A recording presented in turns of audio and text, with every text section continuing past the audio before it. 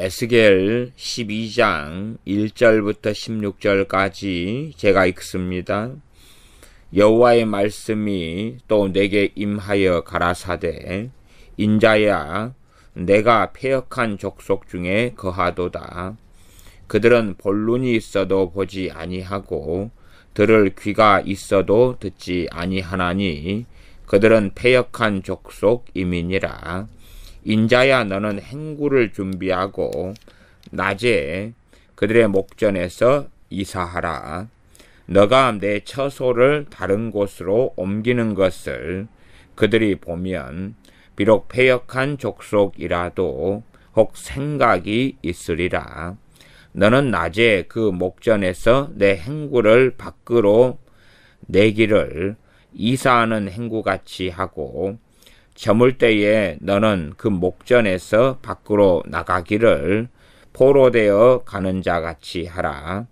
너는 그 목전에서 성벽을 뚫고 그리로 쫓아 옮기되 캄캄할 때에 그 목전에서 어깨에 메고 나가며 얼굴을 가리우고 땅을 보지 말지어다.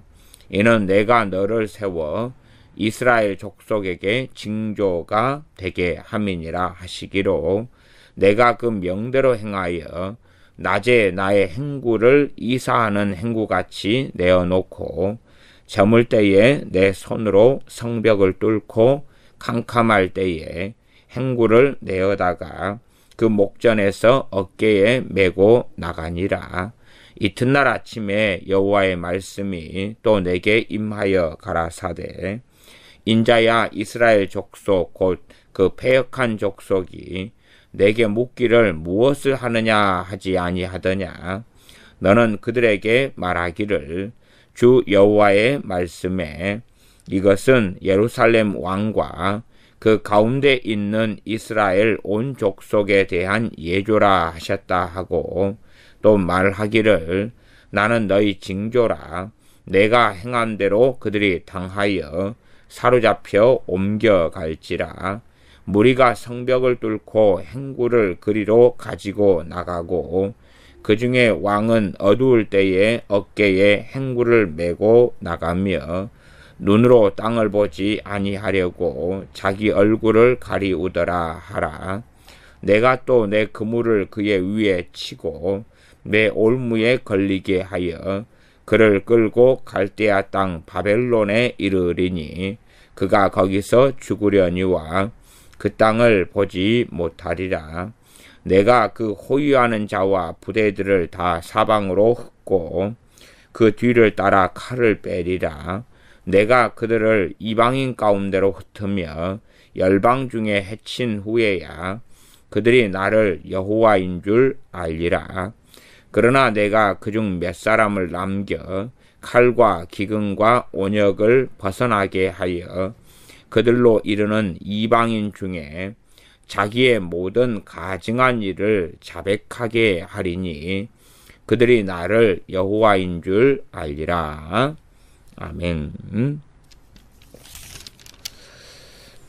이스라엘 예루살렘의 멸망에 대하여 하나님의 심판에 대하여 계속하여서 많은 장수를 가지고 하나님께서는 말씀하고 계십니다. 어떤 면에서는 반복되는 이야기 같고 어떤 면에서는 중첩되면서 더 다양한 분야를 말씀하시는 것으로 보입니다.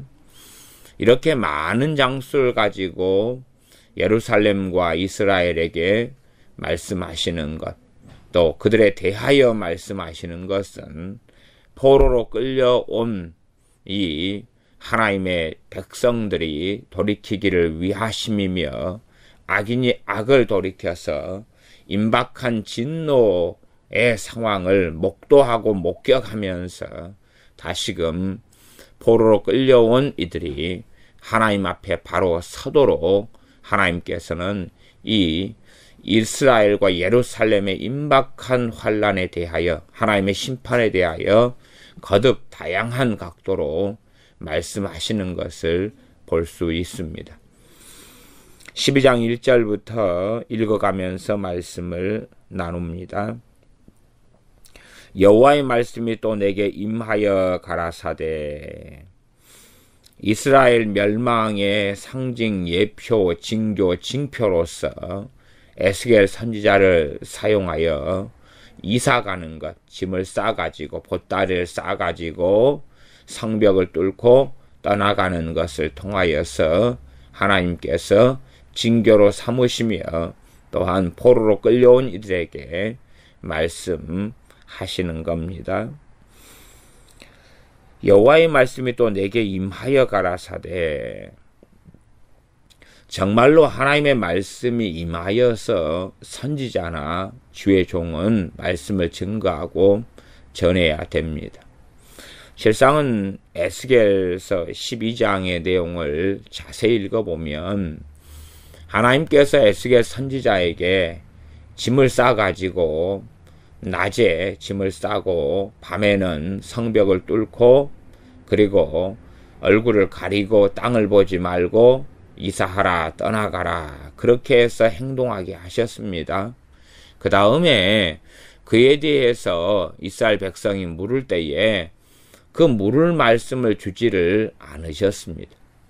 왜냐하면 여호와의 말씀이 임하였는데 물론 선지자적으로는 자기 자의적으로 얼마간 해석해서 이럴 것이다 하고 말할 수 있었을 것입니다. 그러나 하나님께서 말씀하지 아니하신 부분까지 선지자가 말하지 않았다는 사실이고 하나님께서는 모든 것을 사람의 생각에 비추고 맞추어 가지고 다 미리미리 말씀하시는 게 아니시고 하나님 자신의 뜻대로 행하시는 분이십니다. 그러므로 사람들이 자신의 계획과 자신의 예정대로 하나님께서 행하시기를 바라고 원하는 그것이 때로는 하나님께서 은혜 주시며 응답해 주시지만 그러나 어떤 때 혹은 많은 때에는 우리가 하나님께 맞춰야 하는 것이지 하나님께서 우리를 맞춰주시는 것은 아니라는 사실입니다. 그래서 12장 8절에 보면 이튿날 아침에 여호와의 말씀이 또 내게 임하여 가라사대 이튿날은 그 앞날에 이사했단 이야기입니다. 앞날에 낮에 행구 진보다리를 내놓고 그리고 밤에 성벽을 뚫고 이사하는 것을 보여주었습니다. 그 다음날 하나님께서 말씀하십니다. 뭐라고 하냐 그러면 9절에 보면 인자야 이스라엘 족속 곧 그 패역한 족속이 너에게 묻기를 무엇을 하느냐 하지 아니하더냐 무엇을 하느냐 그렇게 물었다는 이야기입니다.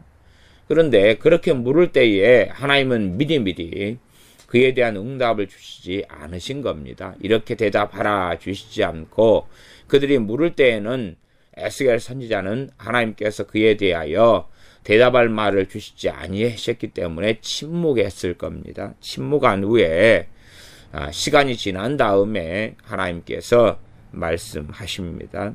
그래서 그들이 물었지 그러니까 너는 이제 대답해줘라. 10절 너는 그들에게 말하기를 주 여호와의 말씀에 이것은 예루살렘 왕과 그 가운데 있는 이스라엘 족속 온 족속에 대한 예조라 하셨다 하고 또 말하기를 나는 너희 징조라 내가 행한 대로 그들이 당하여 사로잡혀 옮겨갈지라.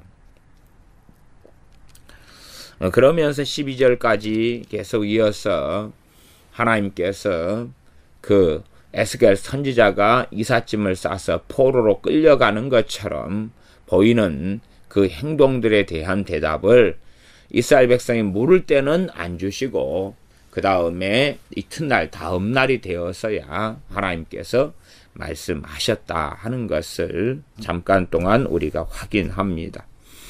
그래서 12장 1절로 돌아가면 여호와의 말씀이 또 내게 임하여 가라사대 성령의 감동으로 이제 하나님께서는 가마 감동으로 말씀하시고 역사하십니다. 물론 지금의 시대에 많은 선지자라 하는 이가 있고 예언자라 하는 사람들이 있으나 실상은 이 에스겔서에 그런 것에 대한 심각한 말씀이 13장에가 등장하고 나옵니다.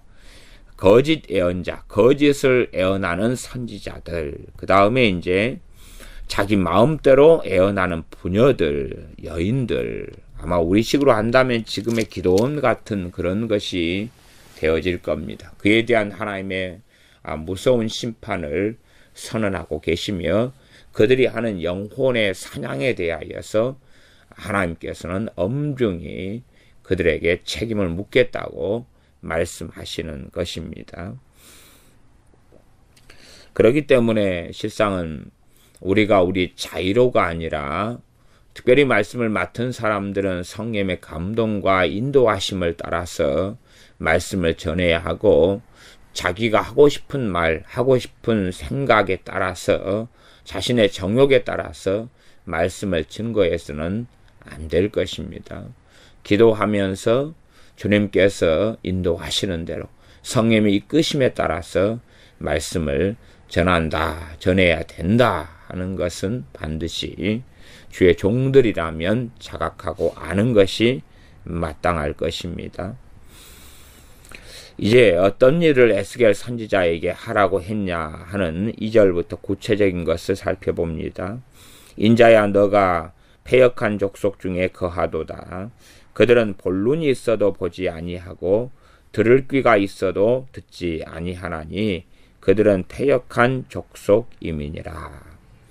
주님께서 이 땅에 오셔서 공생의 사역 동안에 이 말씀을 몇 차례 하신 것을 우리가 기억합니다. 그들은 보아도 보지 못하며 들어도 듣지 못할 것이다. 이 이스라엘 백성들은 보아도 보지 못하는 사람들이 왜 되었느냐? 그들은 보아도 첫째는 보려고 하지 않는다. 들어도 들으려고 하지 않는다. 왜냐하면 패역한 족속이기 때문에 그렇다. 패역하다는 말은 반역을 일삼는다 그 말입니다. 하나님에 대한 반역을 일삼는 사람들, 하나님을 마음에 두지 아니하고 하나님을 마음에 두기 싫어하고 그들은 마음으로 강팍하여 하나님에 대항하며 대적하는 사람들이 되어졌기 때문에 그렇다는 것입니다. 어떤 사람이 자신을 만들어 가는 것, 자신의 마음과 생각과 가치관과 감정과 정서와 삶의 목적과 걸어가는 길과 이 모든 것을 만들어 가는 데는 시간이 걸립니다. 시간이 걸리고 시간이 흘러야지만이 어떤 사람이 좋은 쪽으로나 나쁜 쪽으로나 이렇게 패역한 족속이 되든지 하나님 앞에 인정받는 의인의 반열 가운데 서든지 그렇게 되어집니다. 대한민국 안에서 귀신을 쫓아내는 축사 사역을 하는 사람들이나 그에 대한 사람들의 기대감 이런 것 가운데 심각한 오류는 어떤 것이냐 그러면 거의 모든 일들을 마귀 탓으로 떠넘겨버리면서 내가 패역의 삶을 살아왔다면 그걸 돌이켜야 되고 그리고 죄 가운데 살아왔다면 회개해야 되는데 그러한 각 사람의 책임, 각 사람의 몫에 대하여 면죄부를 발행하면서 마귀만 쫓겨나면 성화된 삶을 사는 게 가능한 것처럼 믿거나 기대하거나 가리킨다는 사실입니다. 귀신을 쫓아내는 그런 은사와 능력을 받았다라고 주장하는 많은 사람들이 내가 기도해서 귀신만 쫓겨나가면 당신은 문제도 해결되고 그리고 깨끗해지고 거룩해지고 달라질 거다 그런 주장을 합니다.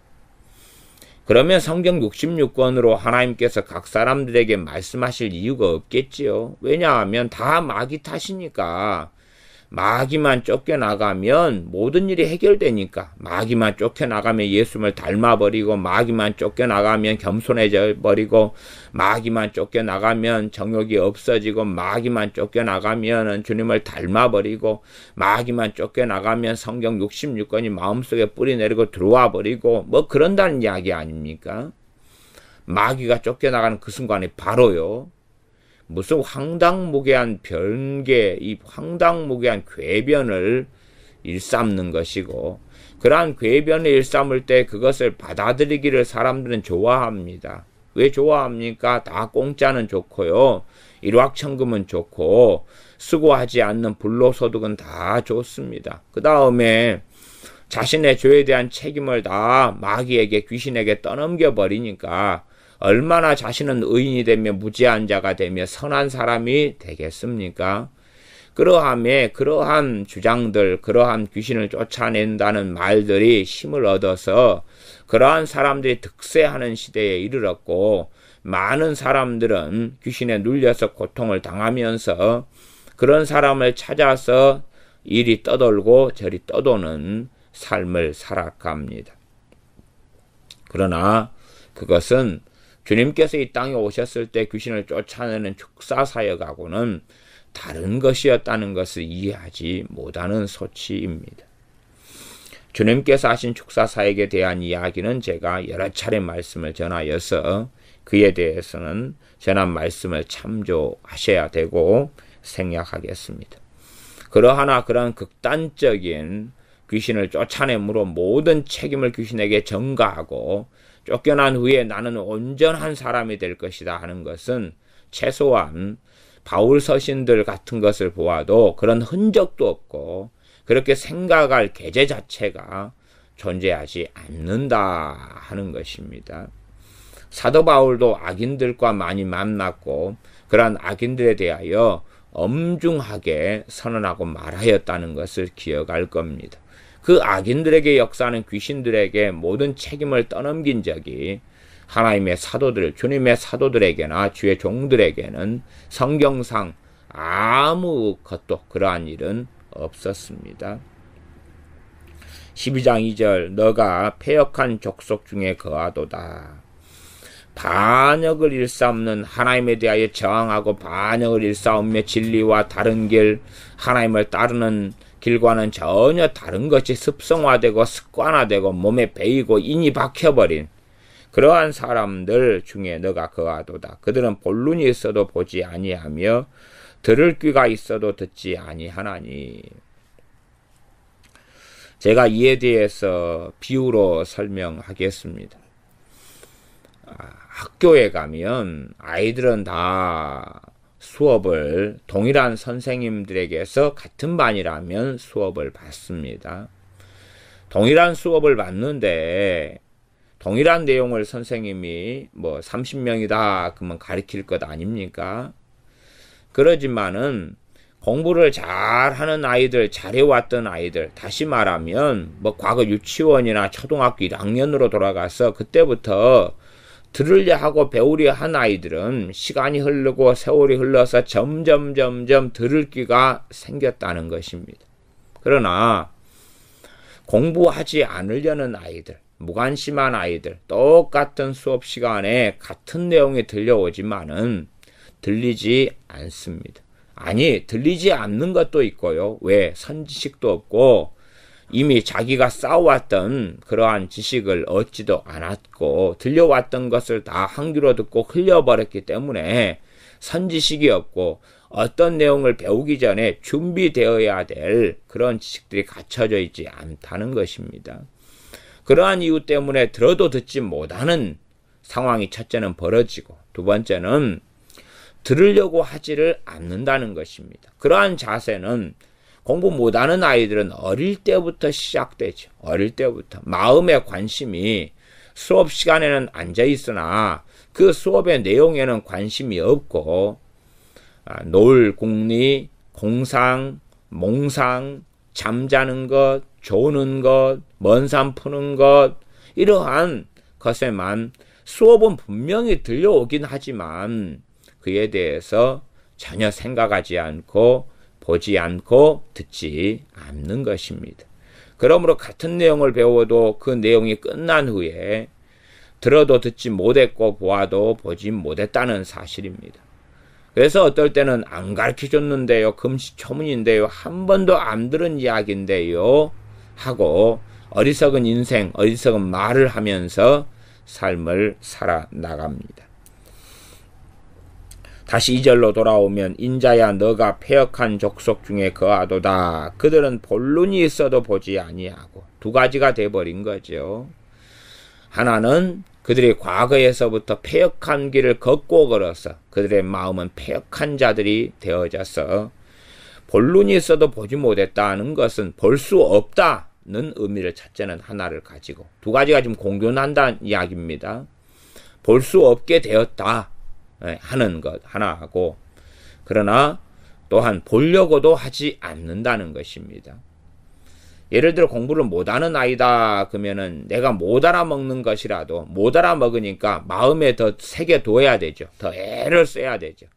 알아먹는 아이는 선생님이 설명할 때 알아듣고 이해가 돼버리니까 마음에 담아두려고 애쓰지 않아도 마음이나 기억이나 생각에 많이 담아집니다.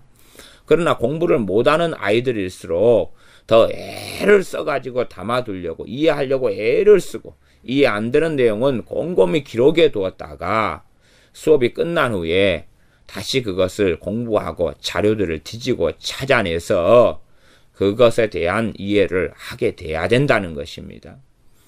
그렇기 때문에 두 가지 측면이에요. 아니, 보아도 보지 못하는 상황이 벌어져도 내가 보지 못한다, 깨닫지 못한다, 알지 못한다면 꼭 써놓거나 붙잡아 매가지고 왜 그런가? 나는 왜 이해하지 못하는가? 왜 나는 알지 못하는가? 왜 그것을 깨닫지 못하는가? 그것을 살펴야 되는 것이지요. 그런 측면에서 이 보아도 보지 못한다, 이것이 보는 것이 불가능하다, 그런 이야기는 아닙니다. 보는 것이 이해하고 깨닫는 것이 가능하지 않다, 그런 영역이 존재하고, 그 다음에 그럴지라도 공부 못하는 아이가 언제까지나 못하는 걸로, 못하는 아이로 남아버리는 것은 그 아이의 탓이고 문제인 거죠. 첫째는 어릴 때부터 그렇게 공부하는 습성을 키워오지 않았고 수업 내용에 무관심했고 살아왔기 때문이며, 두 번째는 늦었다 할 때가 가장 빠를 때죠. 늦었다 할 때 가장 빠를 때. 70살이라도 내가 이제부터 하나님 앞에 서서 살기를 시작하겠다, 그때가 가장 빠를 때다, 그 말이에요. 50살이라도 내가 인생을 허송세월했으면 지금이 시작이다. 60살이라도 지금이 시작이다. 심지어 90살이어서 인생을 마칠 날인 내일 모레라도 시작이 반이고, 이제 늦었다고 할 때가 최고 빠른 때니까 지금 하나님 앞에 서자. 지금 깨어서 기도하기 시작하자. 나는 이것도 저것도 모르는데, 말씀도 모르는데, 아니, 시작해야 되고 지금 엎드려야 되고, 늦었다 할 때가 빠를 때니까 지금이 늦었지만은 가장 현재로서는 지금 시작하는 것이 가장 빠른 시간이다.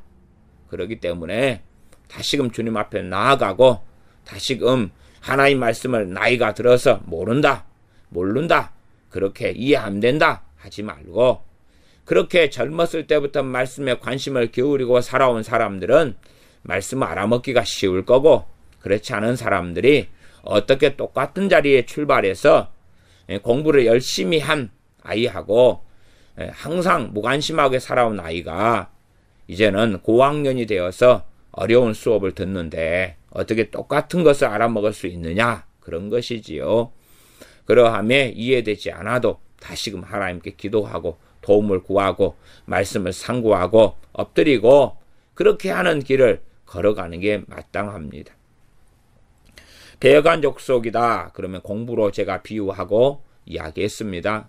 그렇다면 이제 예를 들어 고등학교 1학년 어려운 수업 시간인데 초등학교나 중학교 때 수학 시간을 헛되이 보낸 사람들, 그러니 고등학교 1학년 수학이 다가오지 않겠죠. 그러나 그때가 빠른 때이기 때문에 이해하고 알려고 애써야 되고, 그러면서 동시에 중학교와 초등학교 기초를 힘들어도 마련해 가야지 되는 것입니다. 그러함에 패역한 족속의 삶을 살아왔던 사람들이 마귀만 귀신만 쫓겨나가면 해결될 것이다, 그런 가당치 않은 생각은 하지 말고 다시 발버둥 치고 엎드리고, 공부 못하는 아이가 잘하게 되려면 참으로 뼈를 깎는 각고의 수고와 눈물과 땀의 시간들을 통과해야 되는 것처럼 패역한 족속이 하나님께 돌아서는 것은 한순간에 은혜만 임하고 한순간에 성령 충만만 임하면 되는 사건이 아니라는 것입니다. 그런 착각 속에 들어가서는 안 되고 각고의 노력을 해야 됩니다. 하나님께 강파가의 기도도 못하는 사람이 그냥 하나님의 은혜만 임하면 기도의 문이 열려버리고 되어질 것이다. 그렇게 생각하면 안 됩니다. 누구에게 안수만 한번 받으면은 기도가 뻥뻥 뚫려버릴 것이다. 지금 내가 패역한 삶을 하나님께 살아왔는데 안수만 한번 받으면 성령 충만히 임해가지고 그래가지고 다 해결될 것이다. 그러지 않습니다. 그러지 않아요. 우울증에 걸리는 사람들도 제가 크게는 두 부류의 사람들로 나누어서 극단적으로 제가 그냥 단순화시켜서 설명을 드립니다.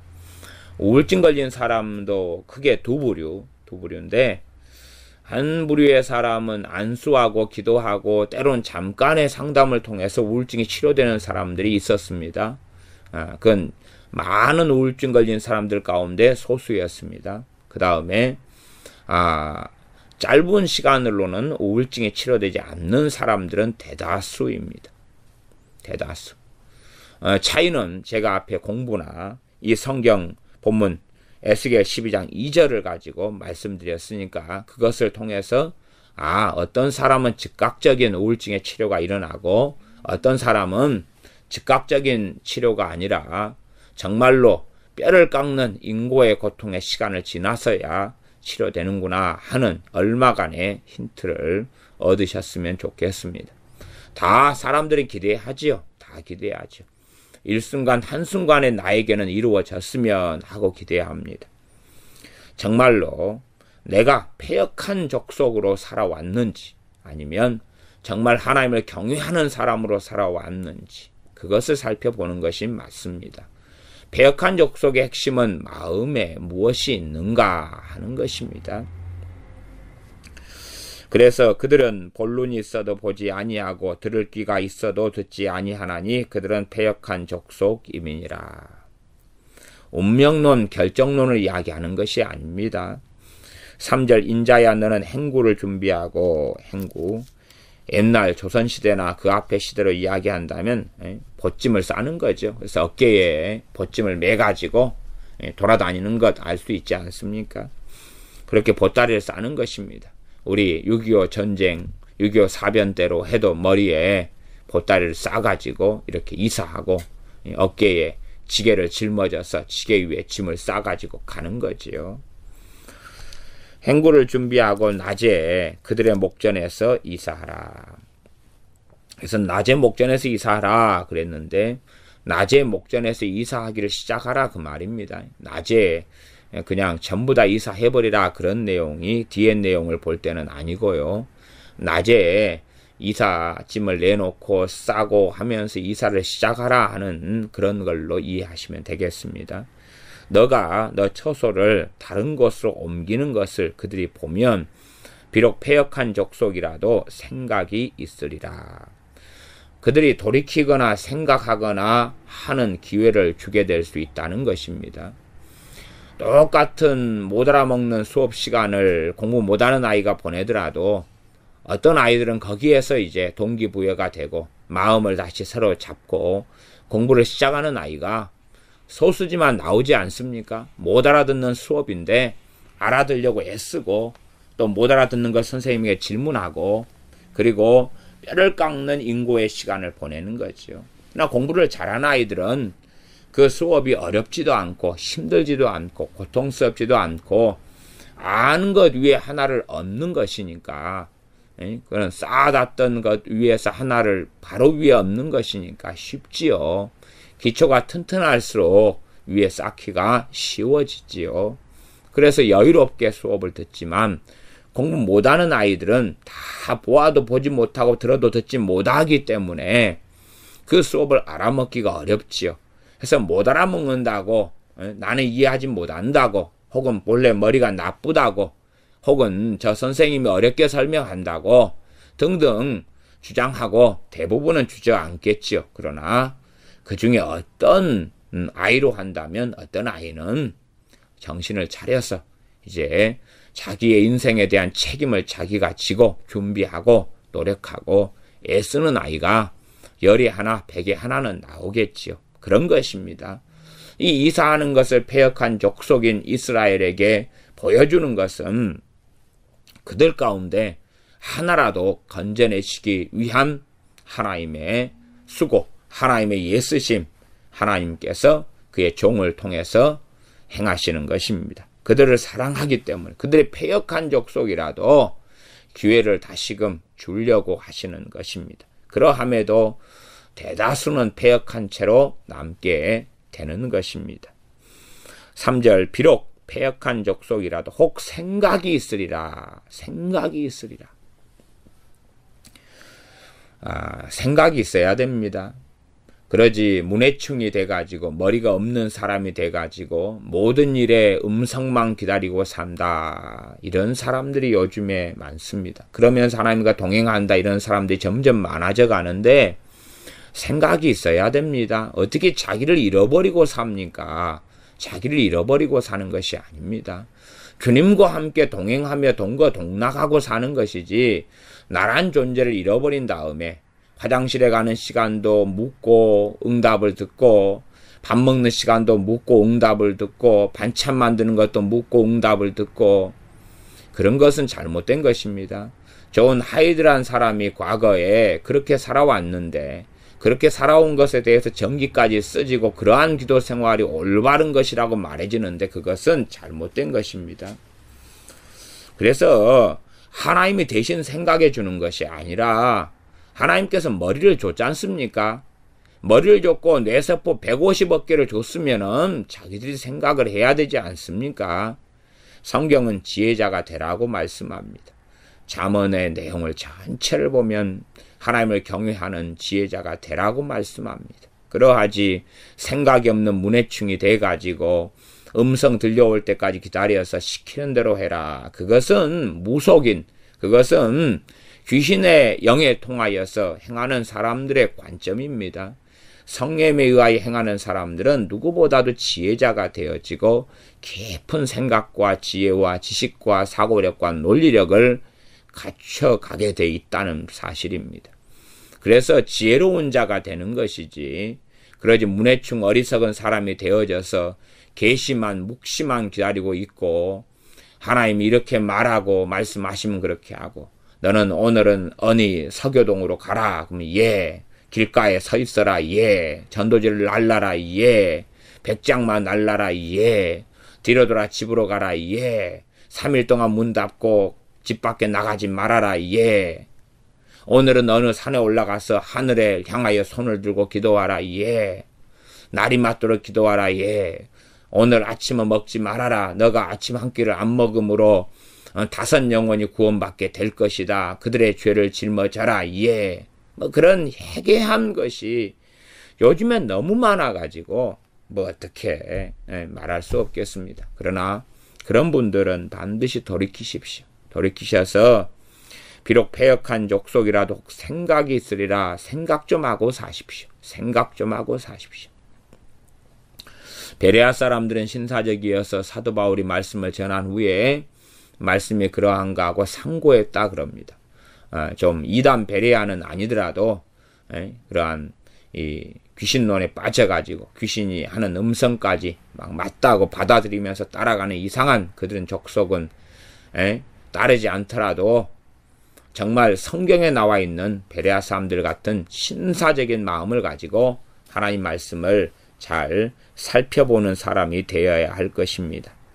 4절입니다. 너는 낮에 그 목전에서 내 행구를 밖으로 내기를 이사하는 행구같이 하고 저물 때에 너는 그 목전에서 밖으로 나가기를 포로되어 가는 자 같이 하라. 포로로 끌려가는 사람, 포로 끌려가는 사람, 시키는 대로 하는 비참한 얼굴을 해야 되고 눈물을 흘려야 되고 가기 싫은 걸음을 억지로 가야 되고 그래서 걷는 속도도 일정해야 되겠죠. 내가 자유인이라면 몇 걸음 걷다가 힘들면은 쉬었다 갈 수 있지만 포로는 일정한 걸음으로 계속 군인이 행군하고 행진하는 것처럼 그렇게 가야 될 것입니다. 5절 너는 그 목전에서 성벽을 뚫고 그리로 쫓아 옮기되 목전에서는 그들이 보는 앞에서 성벽을 뚫어라. 그리고 그 성벽을 뚫은 그 구멍으로 쫓아 나가라 하는 것입니다. 이제는 왜냐하면 이 멸망당하고 예루살렘 성이 무너지고 했으면 성벽도 잘 남아있지 않을 거고요. 그다음 돌무더기가 됐을 것 아닙니까? 그러니까 그런 것을 돌을 옮겨가지고 길을 내야 되는 거겠지요. 그러지 우리가 생각하듯이 큰 성벽이 있으면 그 가운데를 뚫는 게 아니고요. 해파되고 무너져 버렸으니까 우리가 수포를 헤치고 가는 것처럼 그런 식으로 돌무더기가 쌓아졌을 거 아니에요. 그러면은 길을 이제 그들의 포로 끌려가면서 그들이 길을 내가면서 그렇게 뚫고 나가야 되지 않나 싶습니다. 6절 캄캄할 때에 그 목전에서 어깨에 메고 나가며 얼굴을 가리우고 땅을 보지 말지어다. 이는 내가 너를 세워 이스라엘 족속에게 징조가 되게 함이니라 하시기로. 징조는 징표, 징조 그 말입니다. 그러한 징조가 된다 그 말은 하나님께서 미리 보여주신다 그 말입니다. 저렇게 될 거야 하는 것입니다. 저런 일이 벌어질 거야. 7절 내가 그 명대로 행하여 낮에 나의 행구를 이사하는 행구같이 내어놓고 저물 때에 내 손으로 성벽을 뚫고 캄캄할 때에 행구를 내어다가 그 목전에서 어깨에 메고 나가니라. 행구니까 보따리처럼 이삿짐처럼 또 한국식으로 하면 지게에 메고 그렇게 짐을 싸가지고 나가는 그런 것입니다. 근데 집에 있는 모든 짐을 싸갈 수는 없는 겁니다. 내가 포로로 끌려가는데 입을 옷까지 얼마 하고 당장 가면서 먹을 식량 좀 하고 그런 거지요. 그러지 집에서는 가구들 이 모든 것들을 가져갈 수가 없지요. 농작 이런 건 다 버리고 가는 것입니다. 버리고 피난민으로 끌려가는 것.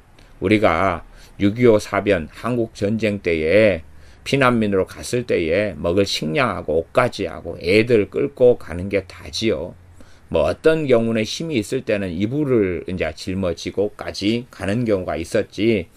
뭐 장작도 짊어지고 땔감물도 짊어지고 뭐 솥단지도 많이 짊어지는 게 아니라 필요한 솥단지 한두 개만 지고 말지 어마어마한 무쇠솥을 짊어지고 어떻게 갑니까? 그런 건 다 버리고 가는 거였습니다. 그러한 피난민의 짐을 그러한 포로로 끌려가는 사람의 짐 싸기를 해가지고 버릴 거 버리고 그렇게 가라는 이야기였습니다. 실제로 선지자도 이렇게 이사해라 했고 이사했습니다. 그러면은 그렇게 장기적으로 내가 머물면서 집에 가구들이나 이런 쓸 것들 같은 것은 에스겔 선지자가 다 버리고 갔다는 이야기입니다. 8절 이튿날 아침에 여호와의 말씀이 또 내게 임하여 가라사대 인자야 이스라엘 족속과 그 패역한 족속이 너에게 묻기를 무엇을 하느냐 하지 아니하더냐.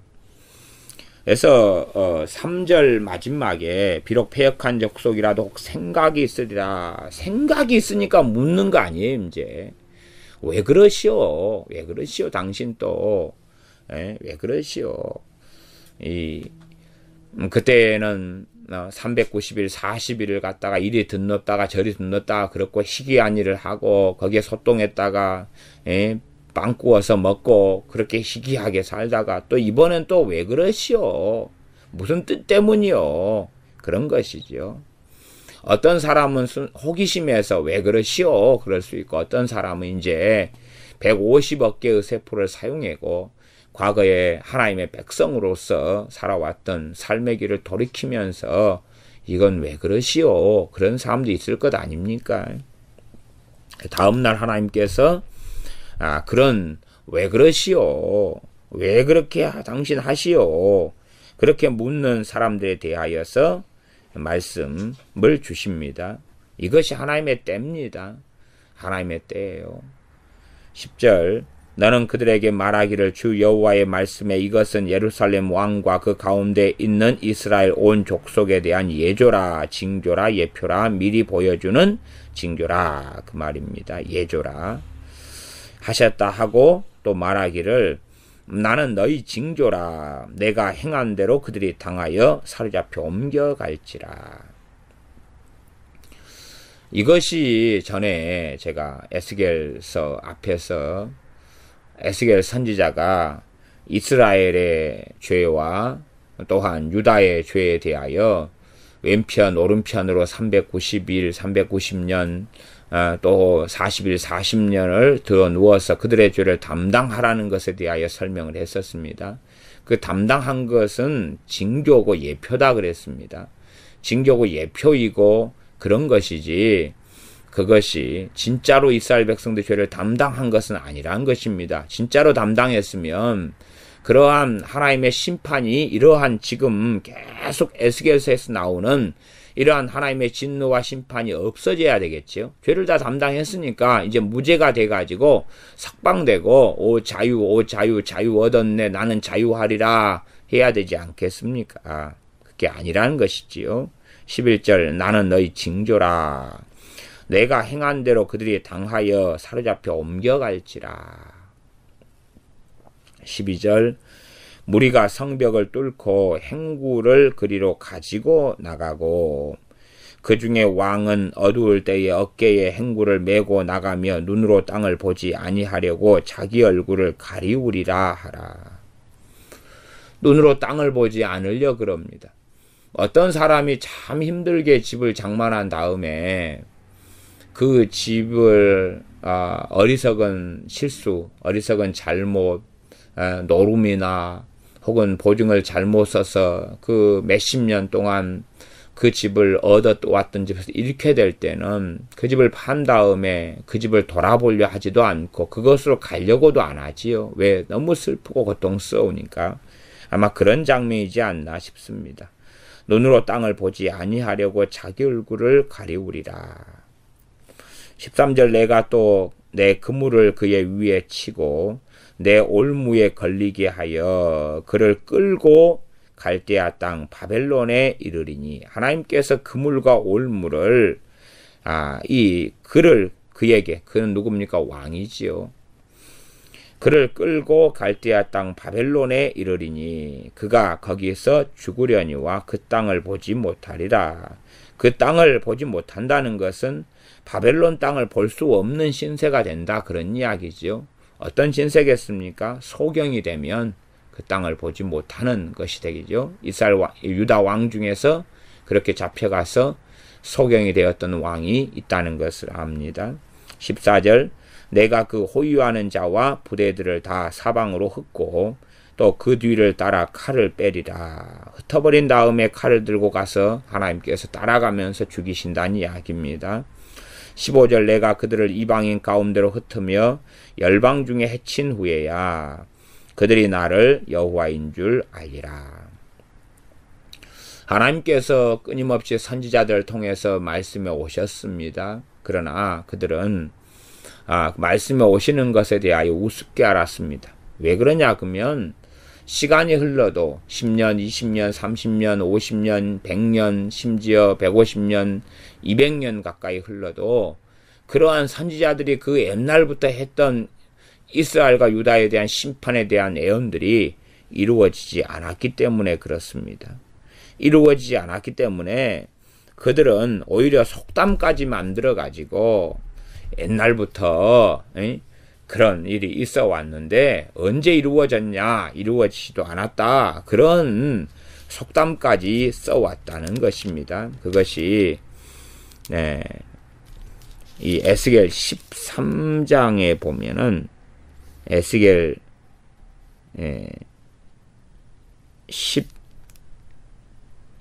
여기 12장에 있네요. 12장 22절에가 인자야 이스라엘 땅에서 이르기를 날이 더디고 모든 묵시가 응험이 없다 하는 너희의 속담이었지민요. 속담이 날이 더디다, 날이 늦다 그 말을 요즘식으로 바꾸면 세월은 여전히 흐른다. 그러면 날이 그렇게 예언해놓고도 날이 더디다. 너무 날이 늦게 가는 모양이지.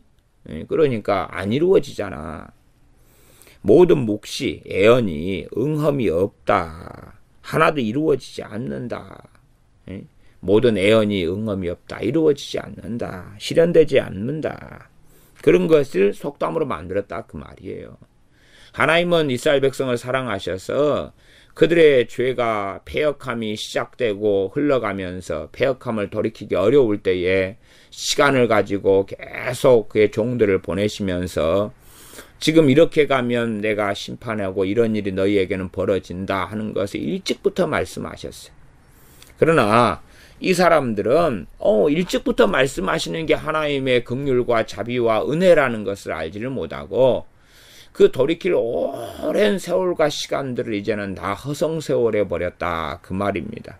그렇기 때문에 하나님께서는 너희가 살아있을 때 이제 너희 세대가 살아있을 때 끝을 내겠다 그렇게 말씀하십니다. 너희가 죽었을 때가 아니라 너희가 살아있을 때 하겠다. 25절을 미리 읽어보겠습니다. 나는 여호와라 내가 말하리니 내가 하는 말이 다시는 더디지 아니하고 응하리라. 패역한 족속아 내가 너희 생전에 말하고 이루리라. 너희 생전에 살아있을 때 이제 하겠다. 그러니까 이제는 그런 속담 그런 거 이제 내가 없애겠다. 그런 속담을 그치게 하겠다. 23절 그러므로 너는 그들에게 이르기를 주 여호와의 말씀에 내가 이 속담을 그치게 하리니 이제는 끝났다. 이제는 다 됐다. 그 말씀이십니다. 그리고 다시 이제 너희들이 이 속담 만들어 가지고 야 세월이 그때 이후로 많이 흘렀는데 또 앞으로도 많이 세월이 흐르겠지. 하나님께 심판하신다는 말씀을 하신 이후에 안 이루어지고 시간이 많이 흘렀는데 앞으로도 그런 시간이 참 많이 흐를 거야. 염려하지 말자. 그런 것이 아니라 하는 이야기입니다. 16절 그러나 내가 그중 몇 사람을 남겨 칼과 기근과 온역을 벗어나게 하여 그들로 이르는 이방인 중에 자기의 모든 가증한 일을 자백하게 하리니 그들이 나를 여호와인 줄 알리라. 반복되는 성경의 핵심은 그들이 나를 여호와인 줄 알리라 하는 말씀이죠. 16절 끝에도 그렇고 15절 끝에도 그들이 나를 여호와인 줄 알리라. 그리고 앞에서 읽어왔던 강해의 말씀들 본문 속에서도 끊임없이 그들이 나를 여호와인 줄 알리라 하는 말씀입니다. 하나님의 긍휼과 구원과 자비를 통하여 아는 것이 아니라 하나님의 말씀을 애언했던 대로 종들 선지자를 통해서 하나님께서 말씀하셨던 대로 그대로 이루어지는 걸 보면서 과연 하나님이시구나, 맞구나, 그게 맞았구나, 하나님이 하신 말씀이 맞았구나 하는 것을 알게 된다는 이야기입니다. 16절 끝에는 몇 사람을 남기는데 그 몇 사람이요? 선한 사람, 의로운 사람, 깨끗한 사람이 아닙니다. 그 사람들이 아니고요. 칼과 기근과 온역을 벗어나게 된 사람들 그 몇 사람이 의롭기 때문에 벗어나게 된 게 아닙니다. 깨끗하기 때문에 벗어난 게 아니고요. 벗어나게 하나님께서 하시는 것입니다. 하나님이 하셔요. 왜 그러시냐 하면 그들로 이르는 이방인 중에 자기의 모든 가증한 일을 자백하게 하리니 이방인 중에 있으면서 자기의 모든 가증한 일 어떻게 하나님을 하나님 앞에서 악하게 살아왔고 하나님을 섬긴다고 하지만 우상 숭배를 얼마나 극렬하게 해왔고 못되게 살아왔는지를 자백하게 한다는 것입니다. 자백한다는 것이 하나님께 고백하며 회개하는 자백이 아닙니다. 아니고 그런 것을 그들이 이방인 중에 살면서 첫째는 그러한 삶의 모양과 모습을 버리지 않겠죠. 그렇게 하는 일반적인 자백의 모양, 입으로 말하기보다는 삶으로 보이는 거죠. 하나님의 백성이다. 저 사람들은 포로로 끌려왔는데 그런데 저 사람들 하나님 믿는다 그러더니 우리가 섬기는 이방신을 똑같이 또 부뚜막에 놔두고 집 앞에 놔두고 저렇게 손비비네. 그러한 첫 번째 자백이고 두 번째는 이웃돼서 살아가니까 자기들의 삶을 입을 말하면서 다 드러내고 말할 것 아닙니까? 그러한 자백들이 될 겁니다. 이에 대해서 다른 내용도 말씀에가 나왔는데 좀 미리 봐볼까요? 14장입니다.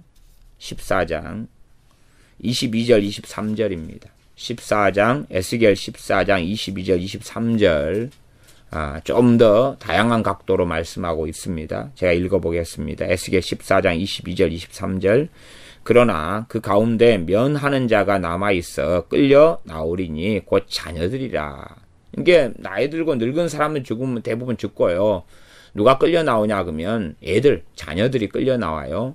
여기서 자녀들이라는 이야기는 뭐 청소년, 뭐 청년까지도 포함되는 내용이라고 볼 수 있습니다. 장년의 세대, 노년의 세대보다는. 그 포로를 잡아갈 때 늙은이들 잡아가가지고 걸어서 자빠지고 넘어질 텐데 어떻게 끌고 가겠어요? 그러니까 일 시켜 부려먹으려면 너무 어린 갓난애들도 안 되고요. 소년하고 청년, 뭐 그 정도, 잘하면 장년까지 될 수 있습니다.